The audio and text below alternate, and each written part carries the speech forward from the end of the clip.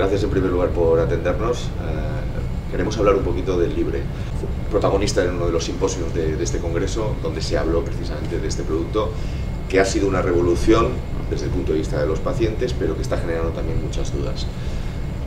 Desde el punto de vista de los pacientes y desde el punto de vista médico también, ¿no? También hay muchas adhesiones, evidentemente. Quisiera conocer su opinión en primera persona de este producto.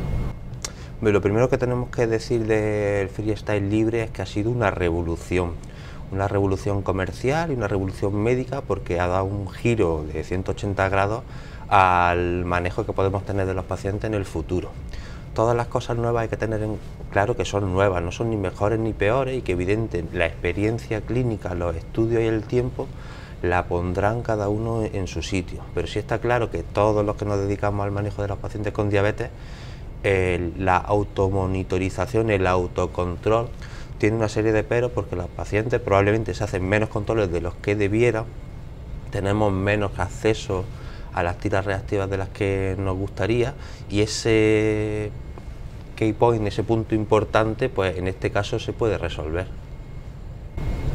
En la práctica clínica, tener muchos datos es bueno, incluso para el paciente también. Puede llegar el punto que haya una infoxicación, un exceso de información que nos ofrezca el Libre, y que eso pueda repercutir en un mejor control, tanto para, digamos, desde el punto de vista del endocrino o del profesional sanitario, como desde el punto de vista del paciente.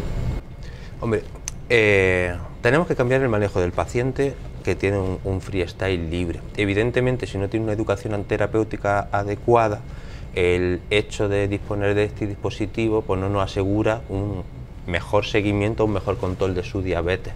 Pero es verdad que la potencia sin control no sirve de nada, como decía el anuncio, y el paciente tiene que mejorar a la parte que el profesional sanitario que la atiende también. Eso ha pasado también con los glucómetros, es decir, hay muchos pacientes que son los que denominamos contempladores, que se hacen muchísimos controles y no son capaces de hacer nada. Entonces puede pasar que tengamos ahora más información todavía, pero si el paciente o el médico no sabe interpretarlo, tampoco tengamos beneficio. Diego, ante la falta de evidencia científica que mencionabas en el inicio de esta entrevista, ¿es muy precipitado tomar decisiones desde el punto de vista médico con los resultados que da hoy el Freestyle, o es necesario tomarlas? Vamos a ver, la falta de evidencia, tenemos que tener en cuenta que esto lo que hace es medir glucosa.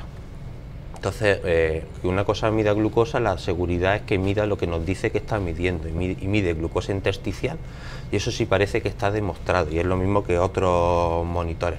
Lo que no está demostrado y lo que necesitamos saber estudios es si el tener este dispositivo, como si tener un glucómetro nuevo o tener un calculador de velocidad, eso tiene repercusión clínica en nuestros pacientes. Es decir, si ese dispositivo, al tenerlo, es capaz de bajar la hemoglobina glicosilada, si es capaz de disminuir el riesgo de hipoglucemia, y para eso ya hay estudios en desarrollo y que en poco tiempo tendremos la luz de esos resultados.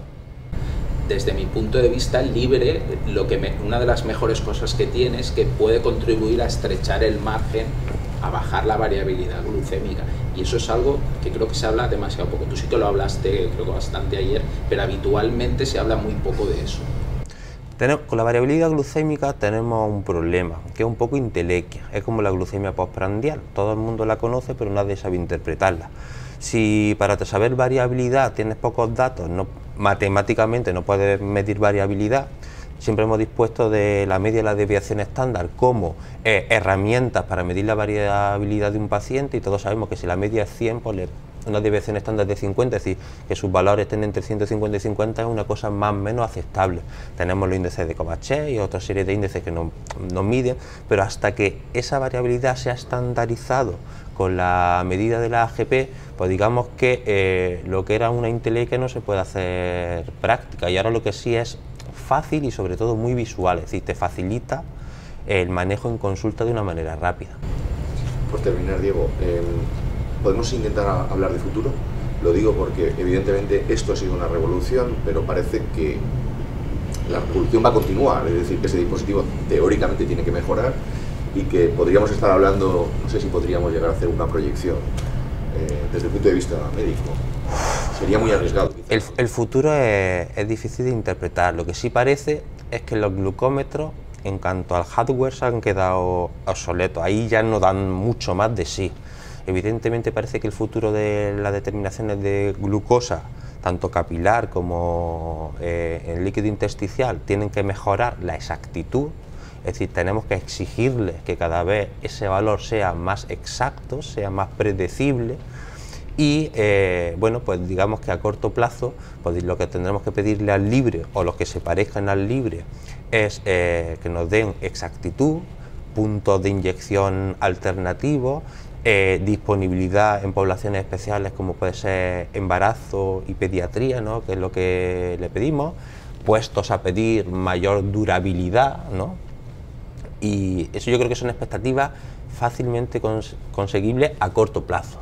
El futuro de la asa cerrada, pues desde que yo me dedico a esto siguen hablando de eso y todavía pues digamos que los pasos son muy pequeñitos para lo que uno le gustaría, ¿no?, que es tener que despreocuparse de tu glucemia, y eso creo que a corto plazo no va a ser posible.